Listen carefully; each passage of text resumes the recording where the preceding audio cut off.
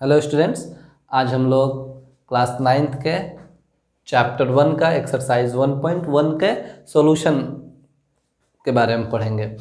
जैसे सबसे पहला जो क्वेश्चन है 1.1 का वो है, is zero a rational number? क्या ज़ीरो एक रेशनल नंबर है? Can you right it in the form p by q where p and q are integers and q doesn't equal to 0?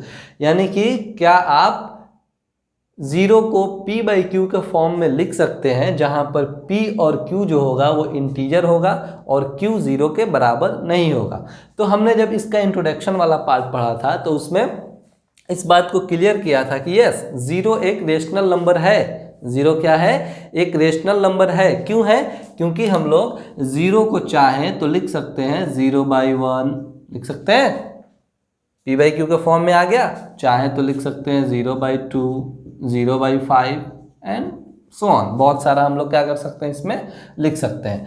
तो यहाँ से क्या पता चला कि ज़ीरो जो है वो एक रेशनल नंबर है, ठीक है, जिसे हम लोग आसानी के साथ p by q के फॉर्म में लिख सकते हैं, जहाँ पर p और q जो होगा वो क्या होगा, where p and q are integers. जी बिल्कुल, यहाँ पर आप देख सकते हैं कि ज़ीरो जो है वो क्या है, इंटीजर है, और एक भी है वो क्या है, आपको इंटीजर है, ठीक है। तो yes, zero is a rational number. तो जो हमारा दूसरा क्वेश्चन है, find 6 rational numbers between 3 and 4, यानी 3 और 4 के बीच 6 रेशनल नंबर आपको फाइंड आउट करने हैं। तो हमने इंट्रोडक्शन वाले पार्ट में पढ़ा था और हम ये जानते हैं कि कोई भी दो रेशनल नंबर के बीच इनफाइनाइटली मेनी रेशनल नंबर होते हैं, यानी अनगिनत रेशनल नंबर होते हैं। पर हमको कितना निकालना है? हमको निकालना है सिर्फ 6। कितना निकालना है? सिर्फ 6 निकालना है। तो कैसे निकालेंगे इसको? कैसे निकालेंगे? तो हमने एक तरीका बतलाया था कि अगर मान लीजिए कि हम इसको मान लेते हैं, लेट आर मान लेते हैं। इसको क्या मान लेते हैं? 3 को आर मान लेते हैं और 4 को क्या मान लेते हैं? एस मान लेते हैं। तो कैसे निकालेंगे 3 और 4 के बीच में? बहुत आसान था। देखिए, दोनों को क्या करेंगे, दोनों को जोड़ देंगे, यानी हमने इसको ऐसे लिख सकते हैं कि r + s/2, एक निकल जाएगा दोनों के बीच का। तो हमने वैसा ही करना है, r 3 है और s कितना है, 4 है, /2 कितना हुआ, 7/2, एक निकल गया। नहीं, हम यहाँ पर क्या कर रहे हैं, इसको नोट डाउन कर रहे हैं, 3 और 4, इसके बीच में क्या आया, एक आ गया 7/2, ठीक है, एक निकल गया। अब दूसरे के बारे में सोचते हैं, तो क्या कर सकते हैं हम, 3 और 7/2 के बीच से भी तो कुछ ना कुछ निकाल सकते हैं ना। तो इसके लिए क्या करेंगे, हम क्या करेंगे, नेक्स्ट जो हमारा स्टेप होगा, 3 + 7/2/2। जब इसको हम हल करेंगे तो कितना होगा, 3 2 जा 6, 6 और 7 क्या कितना होगा, 13/2। और फिर इसको ऊपर ले जाएंगे तो ये हो जाएगा 2, यानी 13/4, ठीक है। तो हमने दूसरा भी निकाल लिया। इन दोनों के बीच में कितना निकाला, हमने निकाल लिया 13/4, ठीक है। अब चाहे तो हम लोग इसके और इसके बीच में भी निकाल सकते हैं, इसके बीच में, या फिर इसके बीच में, या फिर इसके बीच में। आपके पास बहुत सारे ऑप्शन है, ठीक है। तो 3 और 13/4 के बीच में भी हम फिर से निकाल सकते हैं, कुछ ना कुछ इसके बीच में भी होगा, देखते हैं। जैसे हम यहाँ पर जो मेरा थर्ड स्टेप होगा वो क्या होगा, 3 + 13/4/2, ये क्या होगा, इसको जब हल करेंगे 4 3 या 12, 12 + 13/2। ये देखिए 3 और 1 कुछ नहीं है तो लिख सकते हैं। 1 और 4 का जब हम एलसीएम लेंगे तो कितना बनेगा, यहाँ पर बनेगा आपको 4, ठीक है।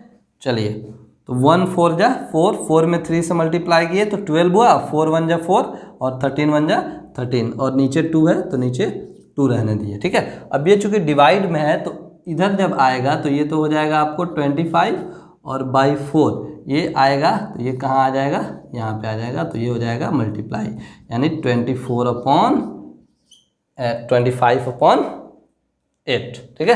तो हमने एक और निकाल लिया यहाँ पर, क्या, 25/8, कितना निकला, 3 तो निकल गया। अब आगे की तरफ बढ़ते हैं। जैसे अब क्या करते हैं कि 7/2 और 4 के बीच में निकालते हैं। देखिए 7/2 + 4 अपॉन 2, तो ये हो जाएगा 4 2 8, 8 7 15, 15/2 और फिर ये ऊपर जाएगा यहाँ पर, तो क्या होगा 2 × 2 यानी 15/4। एक और हमने निकाल लिया, क्या निकाला 15/4। कितने हुए 1 2 3 4। चलिए आगे की तरफ पांचवें देखते हैं क्या होता है। पांचवें में हम 15/4 और 4 के बीच निकाल सकते हैं। 15/4 + 4/2 कितना होगा ये 15 + 4 4 जा 16/4 और ये ऊपर जाएगा तो कितना होगा × 2 यानी 31/8। ठीक है, हम यहाँ पर लिख सकते हैं 31/8। कितने हुए 1 2 3 4 और 5। आखिरी है, देखते हैं। चलिए हम 31/8 + 4/2 कर सकते हैं। अगर इसको करेंगे तो कितना होगा 31 + 8 4 जा 32/8, ये ऊपर जाएगा 2 यानी हो जाएगा आपको 33/16। तो हम लिख सकते हैं 33/16। ठीक है, 8 2 जा 16। हमने कुल कितना निकाल दिया 25/8, 13/4, 7/2, 15/4, 31/8, 63/16। देखिए इसके आंसर जो है अलग अलग आ सकते हैं, क्योंकि अभी हमने बताया कि दो रेशनल नंबर के बीच में इनफाइनाइट रेशनल होते हैं। तो ऐसा नहीं है कि हमने ये जो बनाया है वो एकमात्र ही आंसर होगा, ऐसा बिल्कुल नहीं है। आप जो बनाएंगे अलग आ सकता है और हम बनाएंगे अलग आ सकता है, कोई तीसरा बनाएगा उनका भी डिफरेंट आ सकता है। ठीक है, हमारा जो थर्ड क्वेश्चन है, find 5 rational numbers between 3/5 and 4/5। तो हमने पढ़ा था कि जब दो रेशनल नंबर के बीच में आपको कुछ और रेशनल्स निकालने हो, अगर डिनोमिनेटर सेम हो तो क्या करते हैं, आपको याद आएगा या फिर हम याद दिला रहे हैं। जैसे हमने ये पढ़ा था कि इन दो नंबर्स के बीच में, इन दो रेशनल नंबर्स के बीच में हमको कितना फाइंड आउट करना है 5 रेशनल नंबर्स फाइंड आउट करने हैं। ठीक है, तो हम ये जो 5 रेशनल नंबर फाइंड आउट करने हैं, तो इसको हमने क्या माना था, इसको माना था n, यानी n कितना हो जाएगा, n हो जाएगा 5। इसका नेक्स्ट स्टेप ये था कि हम क्या कर रहे थे, n में 1 जोड़ दे रहे थे, यानी अब हमारा n + 1 कितना हो गया 5 + 1 दैट मीन 6। अब जो n + 1 हो रहा था वो दोनों रेशनल नंबर के न्यूमरेटर और डिनोमिनेटर में क्या कर रहे थे, हम मल्टीप्लाई कर रहे थे। यानी अब हमारे पास जो रेशनल नंबर है यानी 3/5, तो इसको कितना से मल्टीप्लाई करेंगे 6 से न्यूमरेटर में भी और 6 से डिनोमिनेटर में भी। कितना आया 18/30। और दूसरा क्या है हमारा 4/5, इसको भी क्या करेंगे 6 से न्यूमरेटर में और 6 से डिनोमिनेटर में, तो ये कितना होगा 24/30। ठीक है, अब इन दोनों के बीच में आप खुद बता सकते हैं कि कितना आसानी के साथ हम लोग रेशनल नंबर फाइंड आउट कर सकते हैं। यहाँ सिर्फ 5 निकालने हैं, लेकिन यहाँ से हम कितना निकाल सकते हैं 6 निकाल सकते हैं। देखते हैं 18/30 के बाद क्या आता है 90/30, इसके बाद 20/30, 21/30, 22/30। कितने हुए 4 हुए, दैट मीन्स आखिरी जो होगा वो क्या होगा 23/30। तो ये हमको क्या करना था 5 रेशनल नंबर्स फाइंड आउट करने थे इन दो नंबर्स के बीच में। अब हम लोग क्वेश्चन 4 के बारे में बात करते हैं। क्वेश्चन 4 में है कि आपको ट्रू और फॉल्स बताना है विथ रीज़न, यानी रीज़न के साथ ट्रू फॉल्स बताना है। जैसे फर्स्ट क्वेश्चन जो है मेरा, every natural number is a whole number. क्या सभी नेचुरल नंबर होल नंबर होते हैं? जी हाँ, होते हैं। क्यों?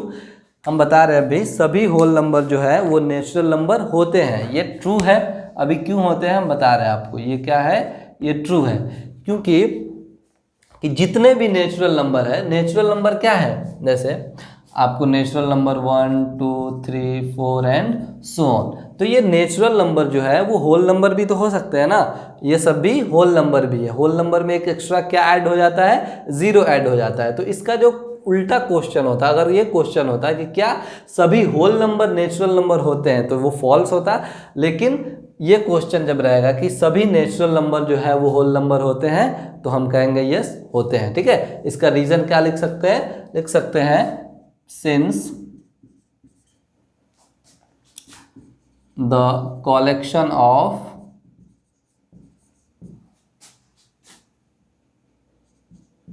all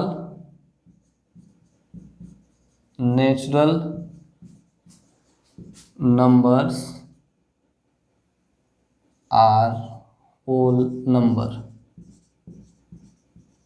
नेचुरल नंबर का जो भी कलेक्शन है वो क्या है, वो होल नंबर्स होते हैं। ठीक है, since the collection of all natural numbers are whole numbers. आई बात समझ में। चलिए दूसरा जो है वो बोल रहा है every integer is a whole number. क्या सभी इंटीजर होल नंबर होते हैं? क्या लग रहा है? बिल्कुल नहीं, नहीं होते हैं। क्यों? क्योंकि इंटीजर जो है आपको हम बताए थे कि इंटीजर जो है क्या हो सकता है 0 1 2 3 4 5 6 एंड सो ऑन। ये तो पॉजिटिव इंटीजर है, तो सिर्फ पॉजिटिव इंटीजर तो होल नंबर हो सकते हैं, लेकिन यहाँ तो इंटीजर की बात हो रही है तो इंटीजर में तो निगेटिव भी होगा, ये -1 -2 -3। तो अब आप बताइए कि क्या ये होल नंबर है? जी नहीं, होल नंबर नहीं है। तो ये 2 नंबर क्या हो जाएगा, ये हो जाएगा आपका फॉल्स। क्या हो जाएगा? फॉल्स। क्या हो जाएगा? ये फॉल्स। क्यों फॉल्स होगा? लिखेंगे फॉर एग्जाम्पल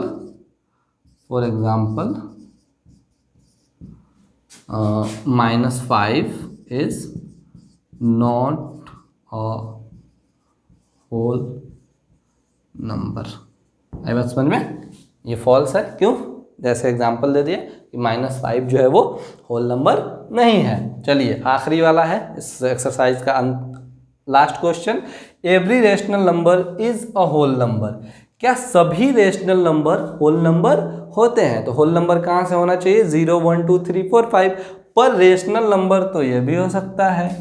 क्या हो सकता है? 5/2 -7/4 -8, ये सब भी तो हो सकता है ना रेशनल नंबर। तो क्या ये होल नंबर है? जी नहीं, ये भी क्या हो जाएगा आपका, ये भी क्या हो जाएगा, फॉल्स हो जाएगा। ठीक है, जैसे फॉर एग्जाम्पल आप इसको लिख सकते हैं, they are rational numbers but not क्या होल नंबर। यानी ये रेशनल नंबर तो है लेकिन होल नंबर नहीं है। ठीक है, तो ये आपका एक्सरसाइज 1.1 खत्म हुआ।